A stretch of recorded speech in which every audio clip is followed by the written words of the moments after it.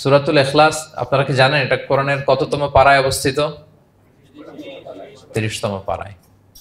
এবং এই সূরাটি মাক্কি সূরা। কি সূরা? কোরআনের সর্বশেষ পারায় অবস্থিত 30তম পারায়। আয়াত সংখ্যা তো আমরা শুরুতেই বললাম, কয়টি? 4টি। এই সূরাটি কোরআনের যে সূরার ধারাক্রম, সে ধারাক্রম অনুসারে 112 নম্বর সূরা। কত নম্বর? 112 নম্বর সূরা। এই সূরাটা মক্কাতুল মুকাররমাতে নাজিল হওয়ার কিছু প্রেক্ষাপট আছে। প্রেক্ষাপটগুলো হচ্ছে, আরবরা বংশকে খুব গুরুত্ব দেয়, বংশ প্রিজার্ভ করা, লিনিয়েজকে প্রিজার্ভ করা। এবং তারা মানুষকে দেখে, শুধু মানুষ তো না, মানুষের পায়ের ছাপ দেখে বলে দিতে পারতো তার বাবাকে, পর দাদাকে, 14 পুরুষের নাম বলে দিতে পারতো। শুধু মানুষই না, তারা উটের পায়ের ছাপ দেখে, উটের পায়ের, মরুভূমির বালুতে উটের পায়ের ছাপ দেখে ওই উট কোন বংশের, ওই বংশের ওর নাম কি, ওর বাবার নাম কি, ওর দাদার নাম কি, 14 পুরুষ এরকম ছিল। এবং তারা দুজন মানুষকে যদি ঢেকে রাখা হয় সারা শরীর, শুধু পায়ের একেবারে শেষের দিকের ছোট আঙ্গুল দেখে, এটাকে ইলমুল কিয়াফা বলে, ওই ছোট আঙ্গুলের শেপ দেখে ওরা বলে দিতে পারতো সে কোন বংশের, তার বাবার নাম কি, দাদার নাম কি, 14 পুরুষ। তারা এই লিনিয়েজকে প্রিজার্ভ করতো আর কি এইভাবে। এবং এই বংশ পরিক্রমা মুখস্থ করা, জানা, জিজ্ঞেস করা, এটাকে গুরুত্ব দিত। তো তারা আল্লাহকেও আমাদের মতো এরকম একজন সত্তা ভেবে আল্লাহ হাবিব সাল্লাল্লাহু আলাইহি ওয়াসাল্লামকে জিজ্ঞেস করতেছে যে, ইদান খালাকাল্লাহু কুল্লা শাই ফামান খালাকাল্লাহ। মুহাম্মদ, তুমি তো বলো যে আল্লাহ নাকি সব সৃষ্টি করেছে, তো আল্লাহকে কে সৃষ্টি করেছে? অথবা বলো যে আল্লাহর বাবাকে, আল্লাহর দাদাকে, আল্লাহর পরদাদাকে, আল্লাহর বংশটা বলো। তো তখন তাদের এই প্রশ্নের জবাবে আল্লাহ তাআলা সূরাতুল ইখলাস নাজিল করেন যে, কুল হু আল্লাহু আহাদ। হে নবী, আপনি বলুন আল্লাহ হচ্ছেন এক, অদ্বিতীয়, ইউনিক, অ্যাবসোলুট। আল্লাহুস সামাদ, তিনি হচ্ছেন সামাদ, তিনি কারো প্রতি নির্ভরশীল নন, অমুখাপেক্ষী। লাম ইয়ালিদ ওয়া লাম ইউলাদ, তিনি কাউকে জন্ম দেনও নাই, আবার তিনি কারো কাছ থেকে জন্ম নেনও নাই। ওয়া লাম ইয়াকুল লাহু কুফুয়ান আহাদ, তার সমকক্ষ, তার মতো, তার সিমিলার মহাবিশ্বে দ্বিতীয় কেউ নাই। সুবহানাল্লাহ। এটা হচ্ছে শানে নুজুল, কোন প্রেক্ষাপটে নাজিল হয়েছে, এটা হচ্ছে একটা বর্ণনা। আরেক বর্ণনা এসছে, মক্কার মুশরিকরা জিজ্ঞেস করতে আরম্ভ করলো, ইয়া মুহাম্মদ, আমরা জানি মানুষ মাটির তৈরি, ফেরেশতারা নূরের তৈরি, মানে আলোর তৈরি, এরপর জিনেরা আগুনের তৈরি, আল্লাহ কিসের তৈরি? আল্লাহ তাআলার বাইয়িন লানা জিনসা রাব্বিক, তোমার আল্লাহর জিন্স বর্ণনা করো, সে কোত্থেকে আসছে, কি দিয়ে, কোন জিন্স থেকে, মানে কোন জিনিস থেকে তৈরি? তখন আল্লাহ তাআলা এই সূরাটা নাজিল করলেন, কুল হু আল্লাহু আহাদ আল্লাহুস সামাদ লাম ইয়ালিদ ওয়া লাম ইউলাদ ওয়া লাম ইয়াকুল লাহু কুফুয়ান আহাদ। এইভাবে অনেকগুলো বর্ণনা পাওয়া যায় যে এরকম প্রেক্ষাপটে যখন রাসূল সাল্লাল্লাহু আলাইহি ওয়াসাল্লামকে তারা এই সমস্ত প্রশ্ন জিজ্ঞেস করে, তখন তাদের প্রশ্নের জবাব স্বরূপ আল্লাহ তাআলা 4 আয়াত বিশিষ্ট এই সূরাটি নাজিল করেন।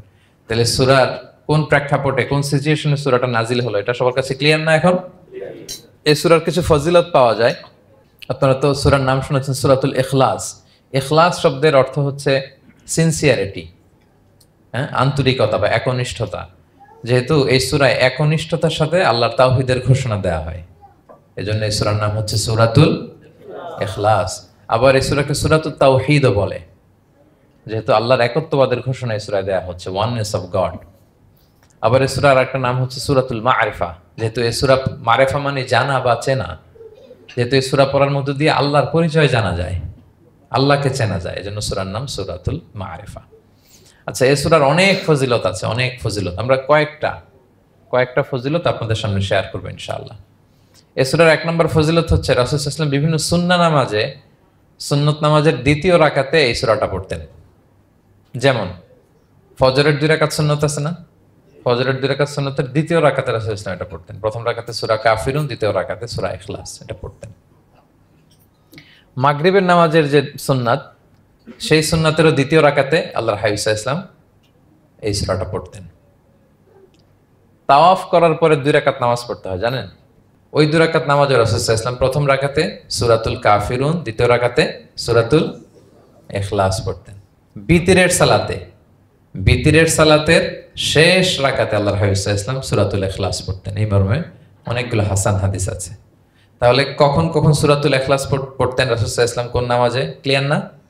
ফজরের 2 রাকাত সুন্নত নামাজের শেষের রাকাতে, মাগরিবের 2 রাকাত সুন্নত নামাজের শেষের রাকাতে, তাওয়াফের পরে যে 2 রাকাত পড়তে হয় শেষের রাকাতে, বিতিরের সালাতের শেষ রাকাতে।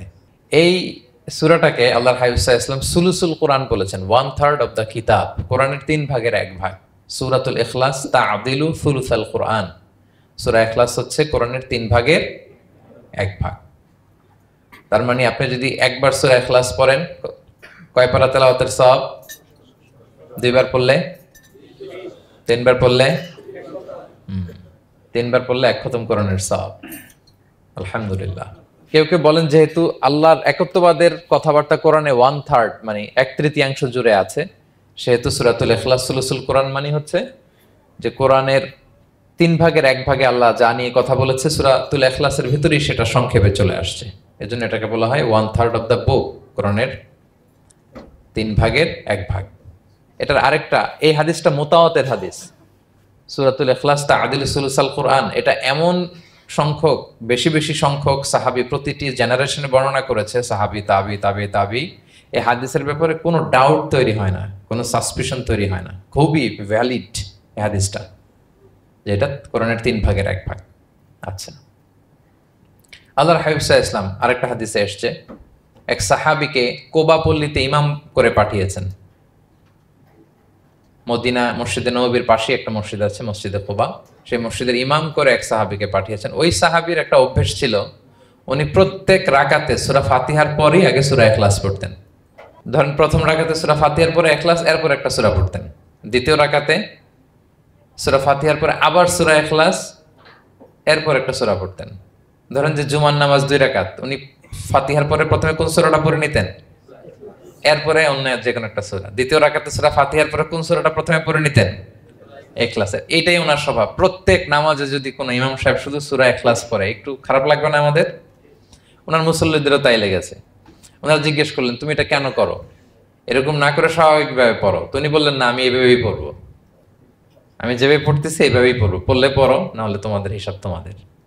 তো তারা যে রাসূল সাল্লাল্লাহু আলাইহি ওয়াসাল্লামের কাছে বিচার দিল যে, ইয়া রাসূলুল্লাহ, দেখেন একজন ইমাম আপনি আমাদের জন্য নির্ধারণ করেছেন, উনি প্রত্যেক রাকাতে সূরা ইখলাস পড়ে, ইন এভরি সিঙ্গেল রাকা সূরা ইখলাস পড়ে।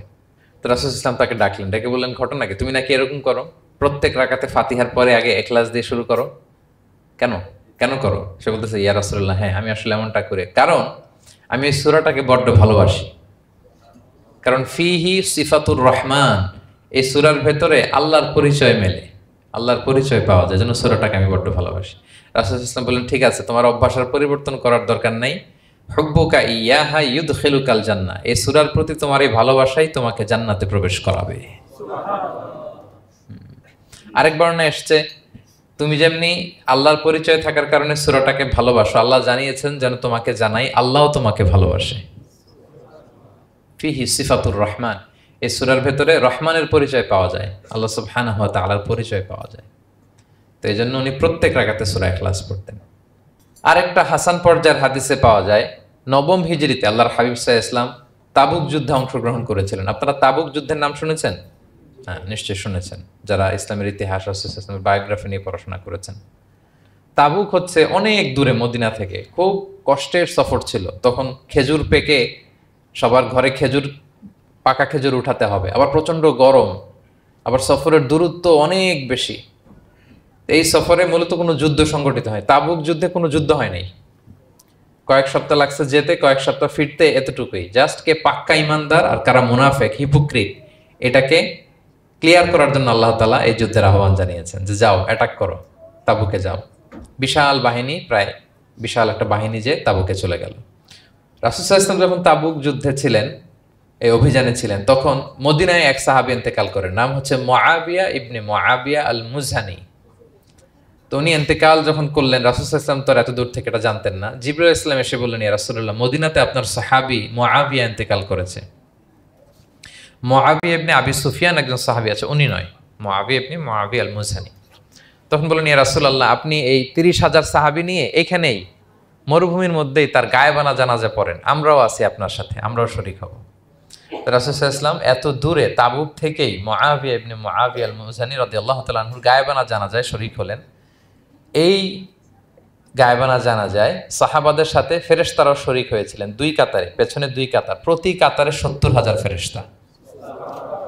জানাজা শেষে দোয়া শেষে আল্লাহর হাবিব সাল্লাল্লাহু আলাইহি ওয়াসাল্লাম বললেন যে জিবরিল, ঘটনা কি? মুয়াবিয়ার এত স্ট্যাটাস, এত মর্যাদা, কি কারণে তুমি 2 কাতারে 70,000 হলে 1,40,000 বিশাল ফেরেশতাদের বহন নিয়ে তুমি জানাজায় জয়েন করলে, কারণ কি? কি তার মর্তবা? তো জিবরাইল আলাইহিস সালাম বললেন, ইয়া রাসূলুল্লাহ, আপনার সাহাবী মুআবিয়ার বৈশিষ্ট্য ছিল তিনি কাইমান আও কাঈদান, দাঁড়িয়ে অথবা বসে, মাশিয়ান আও রাকিবান, আরোহণ অবস্থায় অথবা চলন্ত অবস্থায়, উঠতে বসতে চলতে ফিরতে সব সময় সে পড়তে থাকতো কুল হুয়াল্লাহু আহাদ আল্লাহুস সামাদ লাম ইয়ালিদ ওয়া লাম ইউলাদ ওয়া লাম ইয়াকুল লাহু কুফুয়ান আহাদ। এই সূরাটা ছিল তার ডেইলি ওজিফা, সব সময় উঠতে বসতে চলতে ফিরতে কোন সূরা পড়তো? সূরা ইখলাস পড়তো। এজন্য আল্লাহ তাআলার আদেশে আমরা 1,40,000 ফেরেশতা নিয়ে তার জানাজায় শরীক হয়েছি। সুবহানাল্লাহি বিহামদি। তাহলে বুঝতে পারতেছেন এই সূরার মর্তবা কতটা পছন্দনীয় সূরা আল্লাহর কাছে। যদিও ছোট, আয়াত কয়টা? কিন্তু আল্লাহর কাছে এটার ফজিলত অনেক বেশি।